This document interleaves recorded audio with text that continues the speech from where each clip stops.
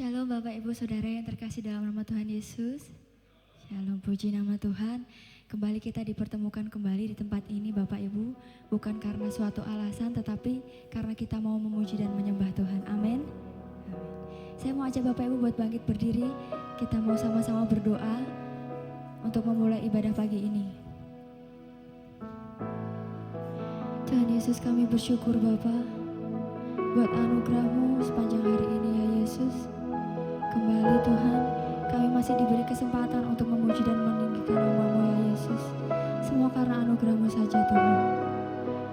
Buka hati kami Tuhan, buka hati kami agar jamahan-Mu turun di hati kami Bapa. Lawat setiap kami yang hadir Tuhan, lawat setiap hati kami yang membuka Tuhan. Kiranya jamahan-Mu, kasih-Mu mengalir Bapa, dan kami merasakan setiap hadirat-Mu Yesus.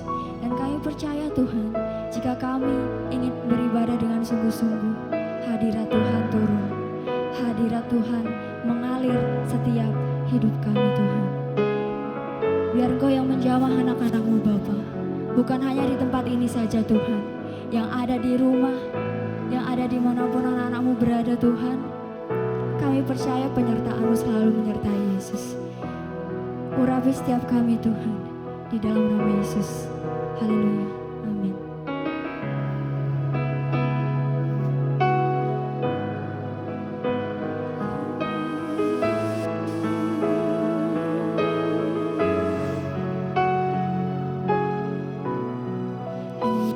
Selamat. Hanya Engkau Juru Selamatku.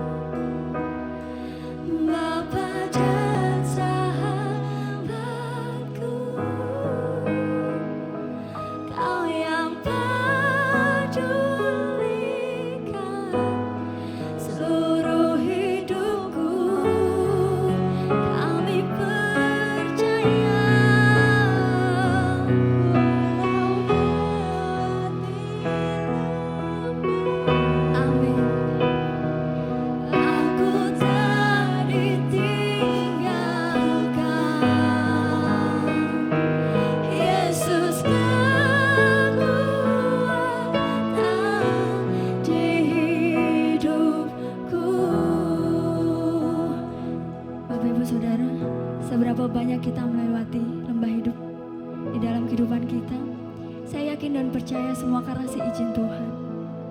Semua karena anugerah Tuhan kita bisa merasakan lembah. Lembah memang terkadang tidak enak Bapak Ibu. Tetapi saya mau yakinkan bahwa ada Yesus yang menyertai. Bukan hanya menyertai, tetapi Dia yang memberi kekuatan. Dia memberi kelegaan buat setiap hati kita. Lembah apapun yang sedang Bapak Ibu Saudara lalui, percaya bahwa Yesus jauh lebih besar dari lembah yang Bapak Ibu punya. Jauh lebih besar dari masalah yang Bapak Ibu punya. Jauh lebih besar dari pergumulan-pergumulan yang Bapak Ibu sekarang sedang pergumulkan. Karena kita punya Tuhan yang hebat. Tuhan yang satu-satunya Tuhan yang dahsyat. Tuhan yang satu-satunya bisa menyelesaikan setiap pergumulan kita. Tuhan yang satu-satunya memberikan kita kekuatan. Sebab Dia yang layak dipuji dan disembah. Bapak Ibu, mari kita sembah Tuhan. Kita mau angkat sama-sama tangan kita. Kita mau tinggikan namanya. Bukan semata-mata kita meninggikan Tuhan, tetapi karena kita rindu meninggikan Tuhan Yesus.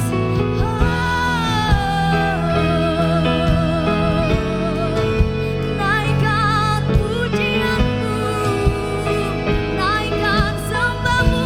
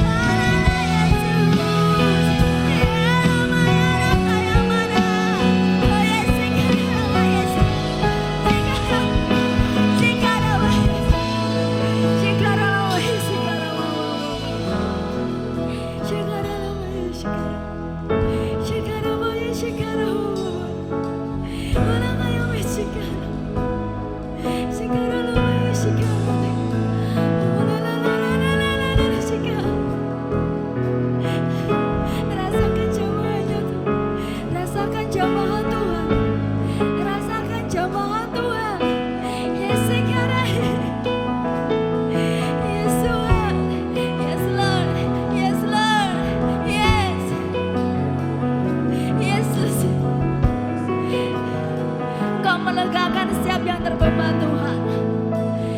Engkau melegakan setiap yang terbelenggu Yesus. Engkau menyembuhkan Tuhan setiap yang sakit. Engkau memberi kekuatan Tuhan yang sekarang sedang terpuruk Bapa. Engkau menyertai setiap kami ya Yesus. Kami bersyukur Tuhan. Kami bersyukur Yesus. Kami bersyukur. Kami bersyukur Tuhan Yesus.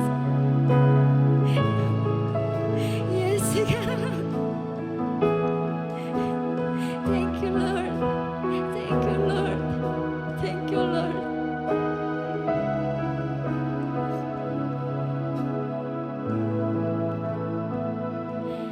Ku sembah Kau Allahku, Bapa dan Sahabat.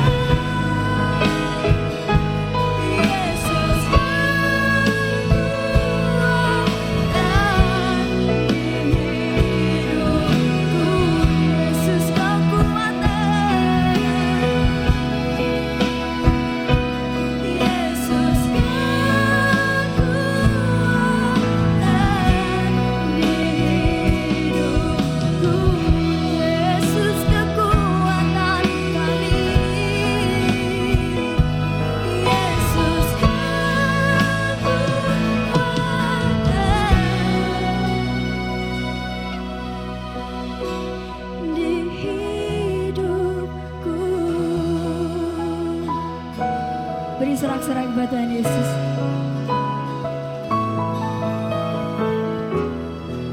Puji nama Tuhan. Sukacita Bapak Ibu. Amin. Tiba saatnya saya mau mengajak Bapak Ibu Saudara untuk kembali bersukacita. Kita mau nyatakan bahwa Yesus teramat baik. Tidak ada satu orang pun yang bisa melebihi Tuhan. Hanya Yesus. Yesus teramat baik.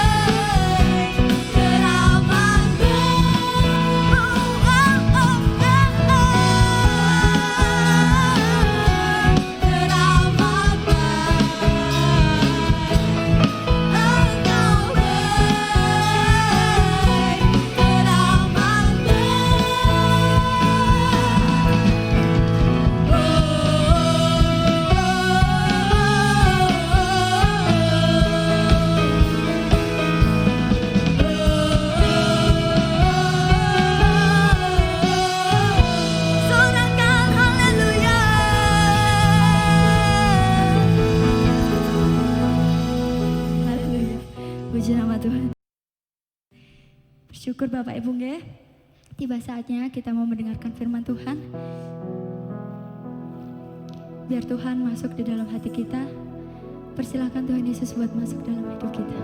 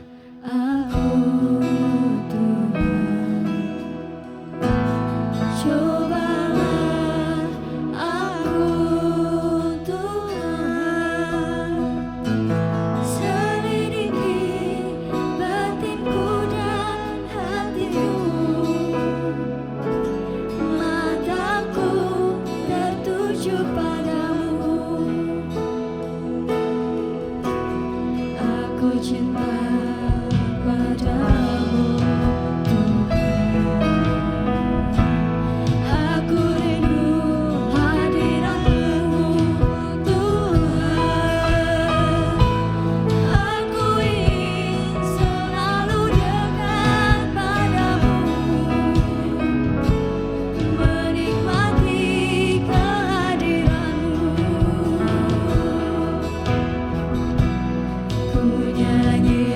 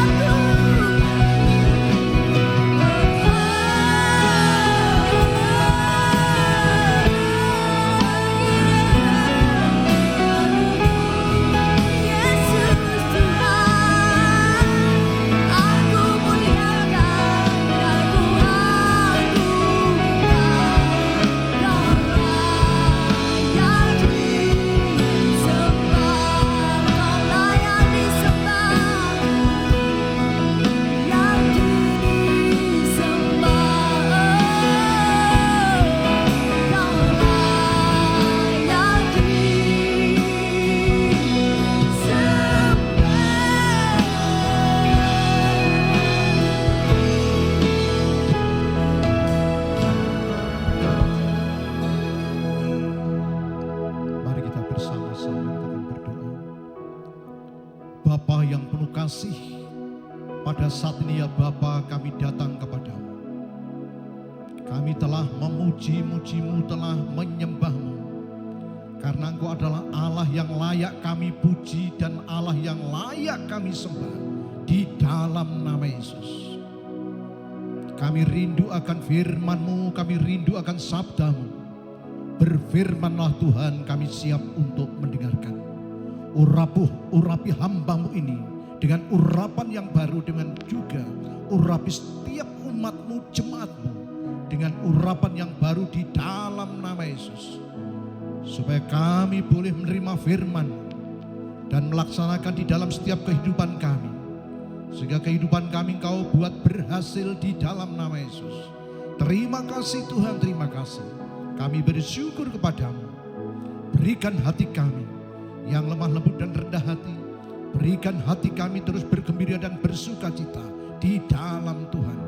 Kami bersyukur kepadamu di dalam nama Yesus. Yang percaya dan diberkati katakan amin. Silakan duduk. Salam. Puji nama Tuhan. Bapak, Ibu, serta saudaraku yang terkasih di dalam nama Tuhan. Hari-hari ini adalah hari-hari yang senantiasa bergembira dan bersuka cita di dalam Tuhan. Sekalipun masih ada di tengah-tengah pandemi, sampai kapan Tuhan yang tahu. Tetapi yang Tuhan mau kita senantiasa untuk berdoa, memuji dan menyembah Tuhan. Itu yang Tuhan rindu, itu yang Tuhan mau di dalam kehidupan kita. Saudaraku yang terkasih di dalam nama Tuhan, mari kita buka firman Tuhan yang terambil dari Kejadian pasal 6. Kejadian pasal 6 ayat 1 sampai yang ke-22. Bahkan juga pasal yang ke-7, ke-8, itu bisa dibaca di rumah. Tetapi saat ini akan saya baca yaitu dari Kejadian 7 ayat yang ke-8 dan ke-9. Kejadian 6 ayat 8 dan 9. Tetapi Bapak Ibu Saudara bisa membaca di rumah Kejadian 6 1 sampai 22, Kejadian 7, Kejadian 8 dan selanjutnya. Saudaraku yang terkasih di dalam nama Tuhan.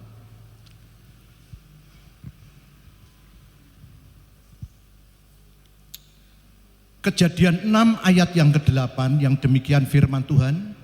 Tetapi Nuh mendapat kasih karunia di mata Tuhan. Katakan sama-sama.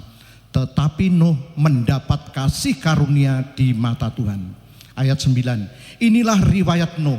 Nuh adalah seorang yang benar dan tidak bercela di antara orang-orang sezamannya. Dan Nuh itu hidup bergaul dengan Allah.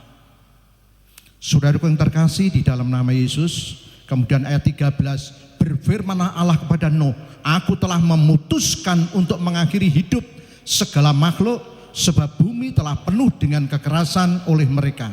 Jadi aku akan memunahkan mereka bersama-sama dengan bumi. Dan ayat 14, buatlah bagimu sebuah bahtera dari kayu gofir. Bahtera itu harus kau buat berpetak-petak dan harus kau tutup dengan pakal dari luar dan dari dalam. Saudaraku yang terkasih di dalam nama Tuhan Yesus Kristus. Tema pada saat ini adalah indahnya menikmati hidup bergaul karib dengan Allah. Katakan sama-sama, indahnya menikmati hidup bergaul karib dengan Allah. Sekali lagi, indahnya menikmati hidup bergaul karib dengan Allah. Dan kalau di dalam Mazmur 25 ayat 14, Tuhan itu suka bergaul karib dengan orang-orang yang takut akan Dia. Allah itu suka bergaul karib dengan orang-orang yang takut akan Dia. Dan perjanjiannya diberitahukannya kepada mereka. Saudaraku yang terkasih di dalam nama Tuhan. Tetapi dalam ayat 9, inilah riwayat Nuh. Nuh adalah seorang yang benar dan tidak bercela di antara orang-orang sejamannya. Dan Nuh itu hidup bergaul dengan Allah. Katakan sama-sama, Nuh itu hidup bergaul dengan Allah. Kalau terjemahan yang lain, hidup bergaul karib, bergaul dengan Allah.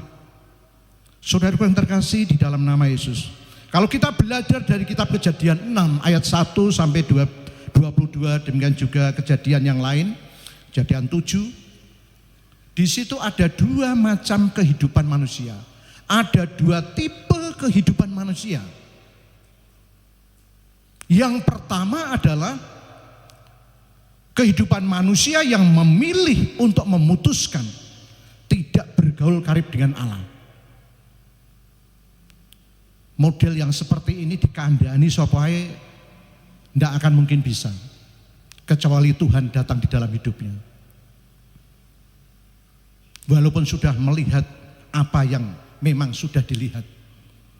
Kemudian yang kedua, manusia yang menentukan pilihannya untuk hidup bergaul karib dengan Allah.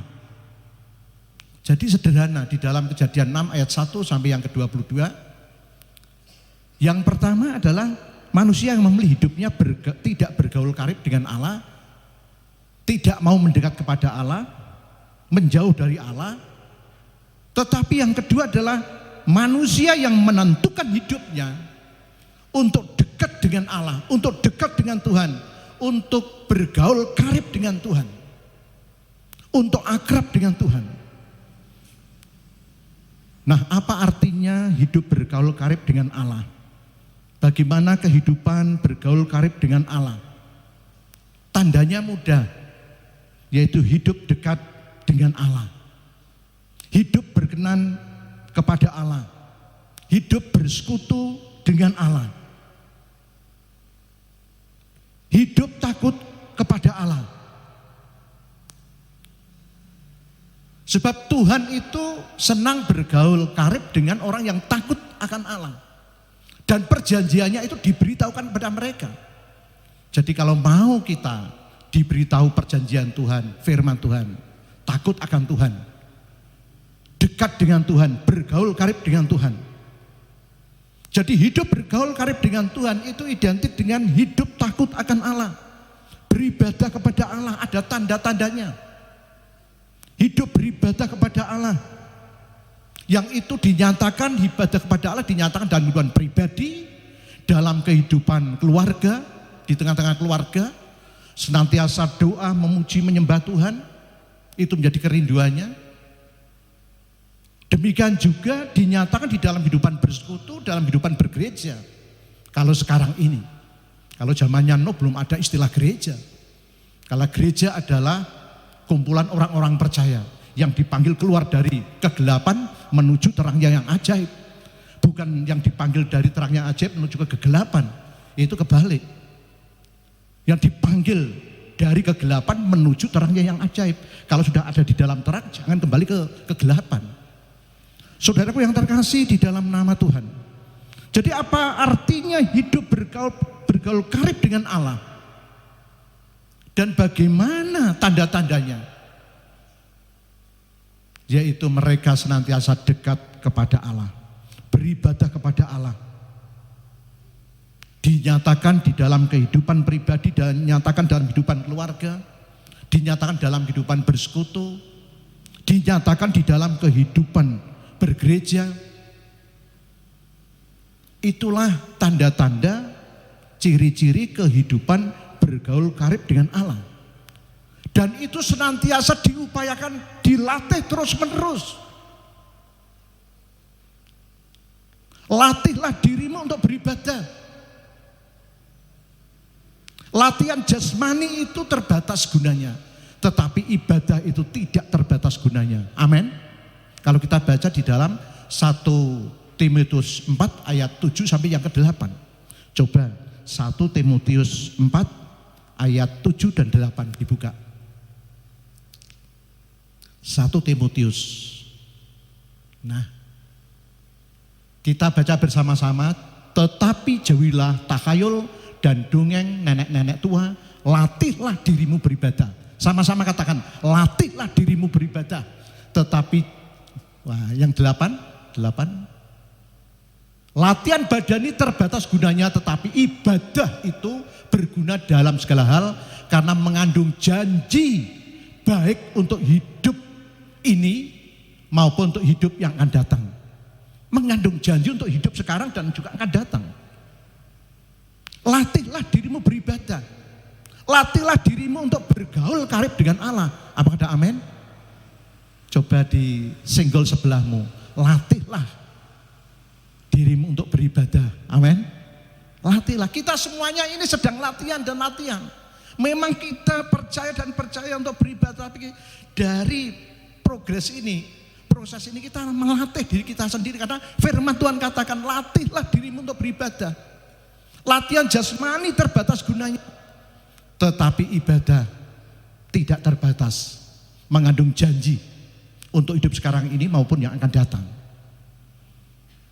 Jadi orang yang memiliki kehidupan bergaul karib dengan Allah senantiasa melatih dirinya, bukan untuk mundur tapi untuk maju. Dan kita sekarang ini bukan anak-anak TK, anak-anak yang sudah dewasa, orang-orang dewasa, maju dan maju. Nah, anak kecil itu dipecuti, ya. Dulu tidak mau sekolah, zaman tahun 70 pecuti. Tidak mau sekolah, tuala ini kayak kerangkang, kapok apa ora? Itu zaman dulu. Dulu kan nek Pak Narman, nek zaman Rumen pripun Pak? Betul lah, iya. Tapi dulu seperti itu, tapi sekarang orang dilatih untuk kesadaran dirinya sendiri. Murid lagi dicaplek, dijiwit, laporan KPIA, itu ya, Komisi Perlindungan Anak Indonesia, itu. Nanti bapaknya bisa, wah ini anak saya, sing gawe dewe, sekolah diajar. Nah gurunya masuk. Sekarang ini tingkatkan kesadaran.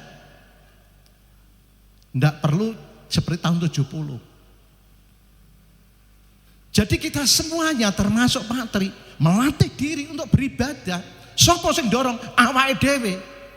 Hidup kita tidak ditentukan oleh pendeta. Hidup kita tidak ditentukan oleh orang lain. Hidup kita tidak ditentukan oleh siapapun. Ditentukan oleh keputusan diri kita sendiri bersama dengan Tuhan. Nah kalau kita ke gereja ditentukan oleh si A si B, itu namanya kekristenan anak-anak. Kita ini bukan anak-anak lagi. Oleh sebab itu saya tanya kepada istri, kamu dapat istri pendeta bahagia atau enggak? Itu proses ya separuh-separuh. Ojo ngono, katakan tidak bahagia. Saya katakan gitu. Dapat istri pendeta bahagia atau enggak? Katakan tidak bahagia, tapi istri tidak mau menjawab. Yo separuh-separuh kan gitu. Tidak bahagia. Memang betul tidak bahagia. Sebab kebahagiaan istri bukan ditentukan oleh pendeta. Kebahagiaan istri tidak ditentukan oleh Pak Tri. Kebahagiaan istri ditentukan oleh bagaimana sikap hati istri terhadap Tuhan. Nah setelah menentukan hidupku ini, hidup bersama Tuhan, kebahagiaan hanya dari Tuhan, maka adanya suami itu menambah kebahagiaan. Amin. Apa ada amin? Menambah. Ya. Kalau nanti yang menentukan suami bahaya. Saudaraku yang terkasih di dalam nama Tuhan. Demikian juga di dalam kehidupan kita bergaul karib dengan Tuhan. Yang menentukan siapa? Diri kita sendiri. Karena apa? Karena dapat kasih karunia Tuhan. Nuh tidak dapat support dari siapa-siapa. Tetapi Nuh, kenapa hidup bergaul karib dengan Tuhan? Karena ayat 8, tetapi Nuh mendapat kasih karunia di mata Tuhan. Apakah ada amin? Karena dapat kasih karunia di mata Tuhan. Jadi kenapa Nuh ini bergaul karib dengan Tuhan? Kenapa Nuh ini beribadah kepada Tuhan? Kenapa Nuh ini setia dan setia pada Tuhan? Datang beribadah kepada Tuhan. Karena mendapatkan kasih karunia di mata Tuhan. Karena kasih karunia yang dari Allah masuk di dalam hatinya. Akhirnya apa yang terjadi? Nuh senantiasa hidup benar dan rindu untuk bergaul karib dengan Tuhan. Melatih dirinya untuk latihan-latihan ibadah secara rohani. Sehingga kehidupannya menjadi kokoh dan kuat. sekalipun diterpa badai angin, pencobaan pada waktu itu, tantangan, rintangan. Saudaraku yang terkasih di dalam nama Yesus. Jadi orang yang memiliki kehidupan bergaul karib dengan Allah, hidupnya senantiasa dekat dan melatih dirinya untuk dekat dan takut akan Tuhan. Dan Tuhan bergaul dengan orang yang takut akan Tuhan. Dan perjanjiannya itu diberitakan. Contohnya siapa? Nuh. Saudaraku yang terkasih di dalam nama Tuhan. Pertanyaan, bagaimana kehidupan manusia zaman Nuh yang mengambil pilihan menolak bergaul dengan Allah. Mengambil pilihan untuk tidak beribadah, untuk tidak taat, untuk tidak setia sama Tuhan.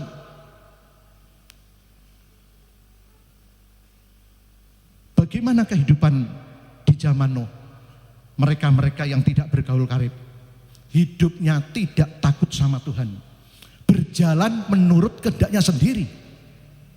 Kalau kita baca di dalam ayat 1 sampai yang ke-7 ya, di Kejadian 6, pada waktu anak-anak Allah itu melihat anak-anak manusia, lu kok cantik-cantik, kemudian menentukan pilihannya seenaknya sendiri, semaunya sendiri, bukan menurut hikmat Tuhan, tetapi menurut kehendaknya sendiri.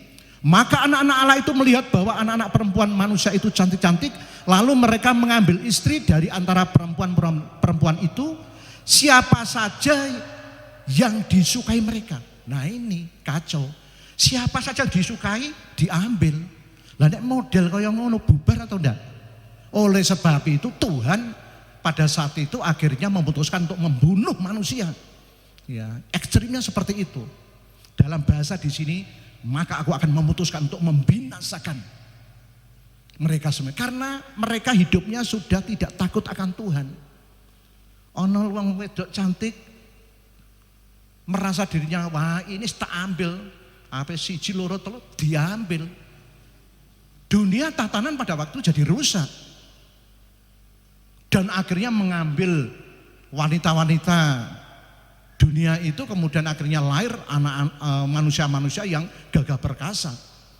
Dan mereka menolak Allah, menentang Allah. Itu akibat tidak takut akan Tuhan. Berjalan semaunya sendiri, tidak ada etika, tidak ada sopan santun, semuanya dilanggar. Sehingga kehidupan tatanan pada waktu itu menjadi kacau. Dan Allah melihat itu, akhirnya roh Allah undur dari mereka. Kemudian akhirnya apa yang terjadi? Allah berbicara kepada Nuh. Wah ini tidak bisa main-main Nuh. Wah kan gitu. Dengan Nuh kan sudah akrab kalau dalam bahasa sehari-hari. Sudah aku mau merencanakan untuk manusia dan makhluk dan bumi mau aku binasakan. Karena hidup mereka sudah seperti itu. Jalan hidup mereka penuh dengan kejahatan. Apa yang dirancangkan kejahatan dan membuahkan kejahatan. Itu kalau kita baca di dalam Kejadian. Oleh sebab itu pada saat air bah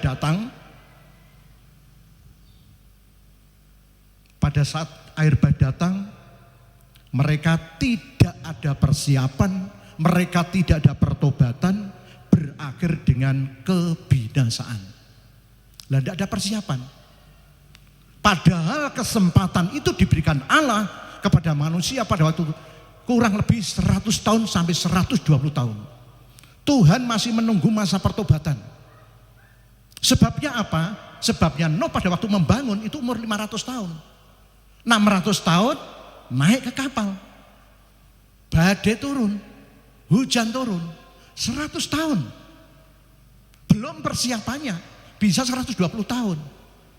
Jadi Allah pada waktu dengan sabar menunggu dan menunggu pertobatan manusia pada waktu itu. Tetapi mereka dasar tidak tahu akan Allah, tidak mau melatih dirinya untuk dekat dengan Allah. Sehingga pada saat ada air bah datang, mereka semuanya binasa. Beserta dengan binatang-binatang yang tidak dikehendaki Tuhan untuk hidup. Binasa semuanya. Nah bagaimana dengan saudara dan saya? Pada masa kini, yang harus kita kerjakan walaupun dunia tidak akan dihukum lagi dengan air bah. Tetapi dunia Tuhan bisa mengingatkan dengan berbagai macam cara, termasuk dengan adanya pandemi COVID-19. Dan sekarang ini kita sedang berjalan. Bagaimana sikap kita di dalam menghadapi situasi kondisi sekarang ini? Apakah kita mau seperti orang-orang di zamannya Nuh? Apakah kita mengambil langkah seperti Nuh? Karena hidup adalah pilihan. Saudara mau bahagia dan tidak itu pilihanmu sendiri di hadapan Tuhan. Bukan tergantung pada suami atau istri. Saudara hidup bahagia, istri bisa hidup bahagia dan tidak itu tergantung istri itu sendiri bagaimana mengambil sikap di hadapan Tuhan. Nah kalau ada suami, ya nambah kebahagiaannya. Demikian juga suami. Hidup suami tidak dengan istri, tapi dengan dirinya dengan Tuhan. Lah adanya istri, semakin menambah kebahagiaan di dalam kehidupan kita, bisa saling berbagi kebahagiaan. Apakah ada amin? Apakah ada amin? Amin. Bagaimana dengan hidup kita? Hidup adalah pilihan. Hidup adalah juga kesempatan. Kesempatan untuk memilih. Memilih yang berdasarkan kasih karunia atau memilih yang berdasarkan kasih karunia. Memilih nganggo karepe dhewe atau memilih karena anugerah kasih karunia dari Tuhan. Nah, bagaimana dengan kehidupan Nuh pada waktu itu? Nuh pada waktu itu mendapat kasih karunia di mata Tuhan. Sehingga memilih bergaul dengan Allah, dan Allah adalah pilihan yang ada di dalam hidupnya. Sehingga apa yang diputuskan adalah berdasarkan kehendak Allah. Manusia memang bebas untuk memilih, tapi pilihan yang tidak bertanggung jawab itu akan membinasakan dirinya sendiri. Tetapi pilihan yang bertanggung jawab, yang sesuai dengan kehendak Allah, kasih karunia Allah, itu akan membawa dampak janji hidup sekarang dan juga hidup ke masa depan. Nuh mendapatkan kasih karunia di mata Tuhan. Demikian juga saudara dan saya. Bagi yang mengambil pilihan, saya hidup untuk bergaul dengan Allah, berarti di dalam hati saudara hidup saudara ada kasih karunia yang diberikan Tuhan kepada Bapak Ibu Saudara semuanya. Apakah ada amin? Oleh sebab itu, pada waktu itu Nuh memilih kehidupan bergaul karib dengan Allah, takut kepada Allah, dan janji-janji Allah dinyatakan kepada Nuh. Dan bagaimana indahnya Nuh ini hidup bergaul karib dengan Allah. Apakah saudara kepingin rindu dan rindu untuk seperti Nuh? Apa ada amin? Mosok pilihan kok pilihan yang jelek, pilihan yang bagus. Pilihan yang dapat dikatakan dirindoi dan direstui oleh Tuhan yang Maha Kuasa di dalam nama Yesus. Bagaimana indahnya hidup bergaul karib dengan Allah. Yang pertama, Allah berfirman kepada Nuh. Rencana Allah dan perjanjiannya diberitahukan kepada Nuh. Itu indahnya. Kalau kita ambil maknanya, kita baca, Allah itu berfirman kepada Nuh. Rencana Allah diberitahukan, perjanjiannya diberitahukan. Dan kalau intinya di sini, perjanjiannya diberitahukan, rencana Allah diberitahukan. Bagi yang tidak bergaul dengan Allah, bagi yang tidak beribadah pada Allah, yang tidak takut kepada Allah, akan dibinasakan dengan air bah. Tetapi yang bergaul karib dengan Allah, intinya semua diselamatkan dari air bah. Kejadian 6 ayat 14 sampai 16, demikian juga ayat 18. Di sini katakan, buatlah bagimu sebuah batra dari kayu gofir. Batra itu harus kau buat berpetak-petak dan harus kau tutup dengan pakal dari luar dan dari dalam. Beginilah engkau harus membuat batra itu 300 hasta panjangnya, 50 hasta lebarnya, dan 30 hasta tingginya. Buatlah atap pada batra itu dan selesaikanlah batra itu sampai sehasta dari atas, dan pasanglah pintunya pada lambungnya. Buatlah batra itu bertingkat bawah, tengah, dan atas. Sebab Sebab sesungguhnya aku akan mendatangkan air bah meliputi bumi untuk memusnahkan segala yang hidup dan bernyawa di kolong langit. Segala yang ada di bumi akan mati binasa. Tetapi dengan engkau, yaitu dengan Nuh, Tuhan mengatakan, aku akan mengadakan perjanjianku dan engkau akan masuk ke dalam bahtera itu, engkau bersama-sama dengan anak-anakmu dan istrimu dan istri anak-anakmu. Dan dari segala yang hidup, dari segala makhluk, dari semuanya haruslah engkau bawa satu pasang ke dalam bahtera itu, supaya terpelihara hidupnya bersama-sama dengan engkau. Jantan dan betina harus kau bawa, dan seterusnya. Kemudian apa yang terjadi? Ayat 22, lalu Nuh melakukan semuanya itu tepat seperti yang diperintahkan Allah kepadanya, demikianlah dilakukannya. Indahnya bergaul karib dengan Tuhan. Bisa mendengarkan firman Tuhan, bisa mendengarkan rencana Tuhan. Bagaimana hukuman orang yang tidak bergaul, bagaimana anugerah bagi orang yang bergaul. Lebih indah lagi, indahnya bergaul dengan Allah, dilibatkan di dalam proyek pembangunan bahtera Allah. Apakah ada amin? Katakan sama-sama, dilibatkan di dalam proyek pembangunan bahtera Allah. Di sini jelas sekali, yang dilibatkan di dalam pembangunan proyek bahtera pembangunan Allah, bahtera keselamatan, hanya orang-orang yang bergaul. Yang tidak bergaul moyoi, bangun bahtera kok di atas gunung, gendeng apa piye? Lha itu bahasane wong kono ya, di luar kita. Ora masuk akal. Bangun bahtera di atas gunung seperti orang gila. Mau gila, mau tidak, itu adalah urusan Nuh dengan Tuhan. Tidak masalah. Banyak orang memaki-maki, banyak orang membenci, banyak orang tidak suka, banyak juga jadi penghalang-penghalang. Seharusnya gini, bukan gini. Nah itu pikiranmu. Itu. Nah pikiran Tuhan lain dengan pikiran kita. Kadangkala kita kan ngatur-ngatur Tuhan dalam kehidupan ini. Seharusnya ini dulu Pak. Tidak seperti ini. Ngono iku ngomong ngono iku wis doa sik apa durung kan gitu. Kadang-kadang dalam kehidupan gereja Tuhan seperti itu.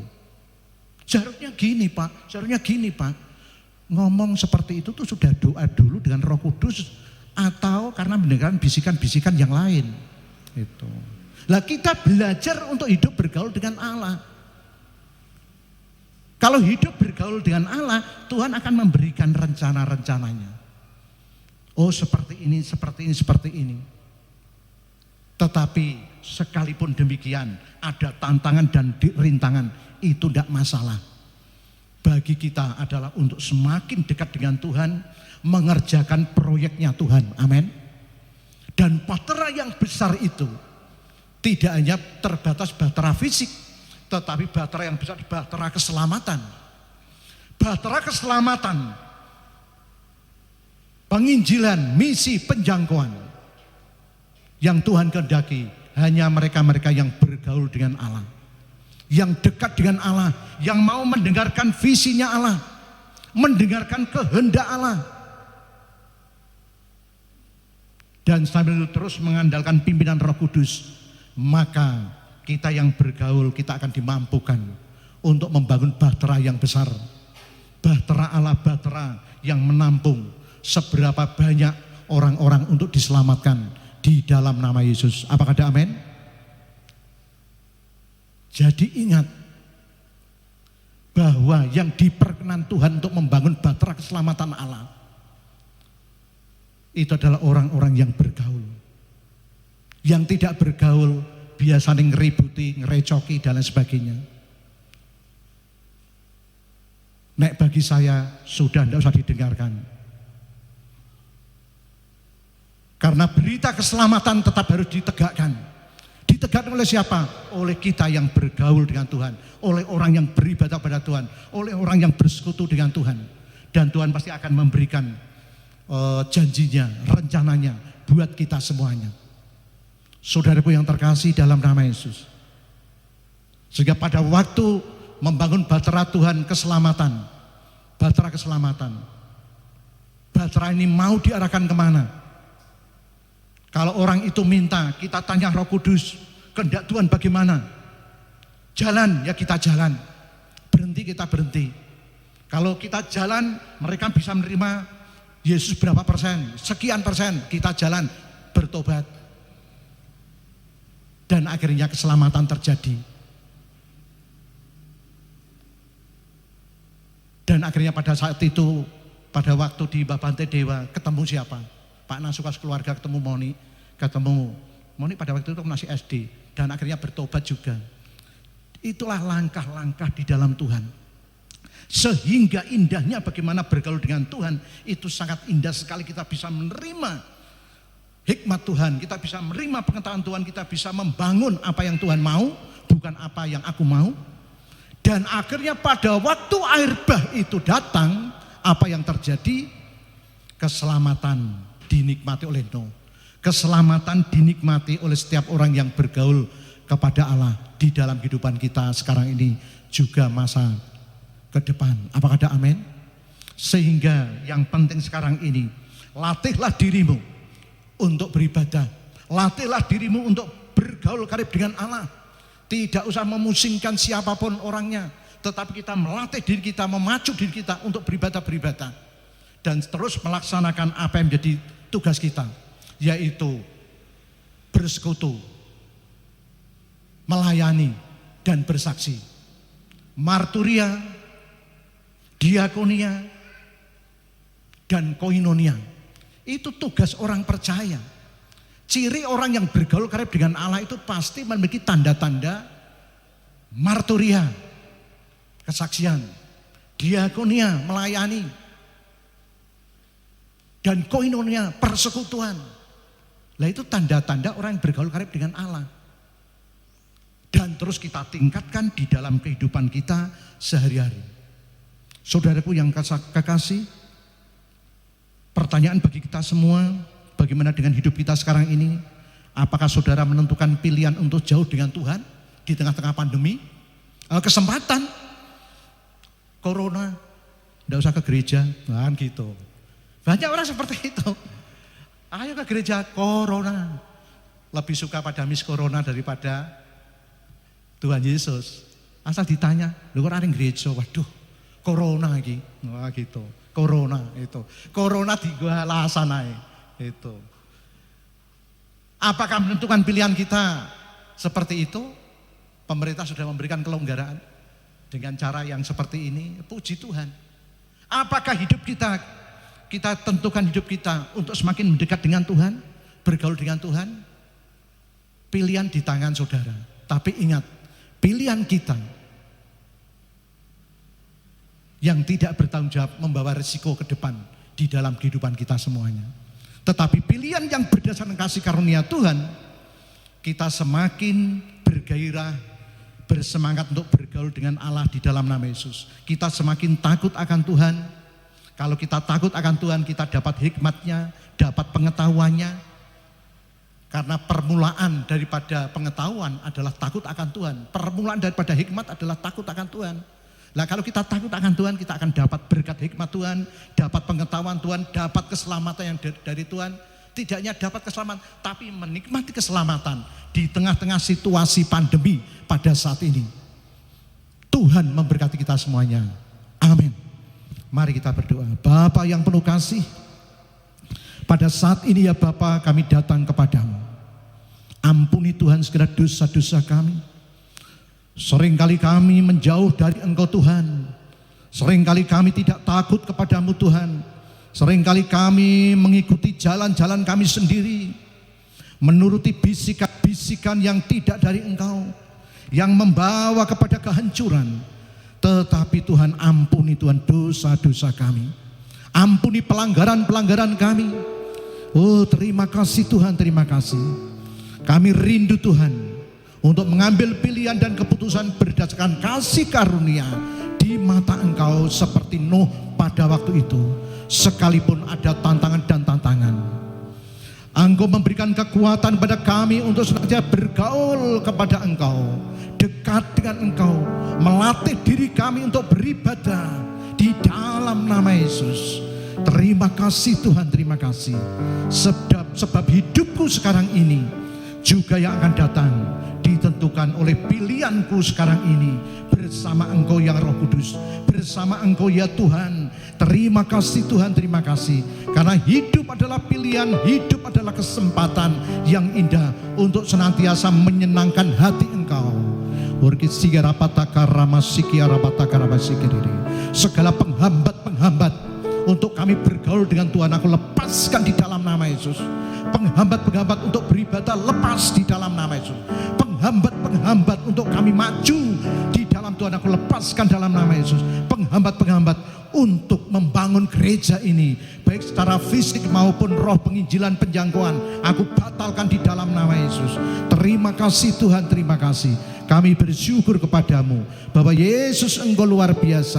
Tuhan memberkati umatmu, jemaatmu. Tuhan memberkati hamba-hambamu. Tuhan memberkati bila firman Tuhan menjadi kekuatan rema di dalam setiap kehidupan kami. Kami bersyukur kepadamu di dalam nama Yesus. Haleluya, haleluya. Amin.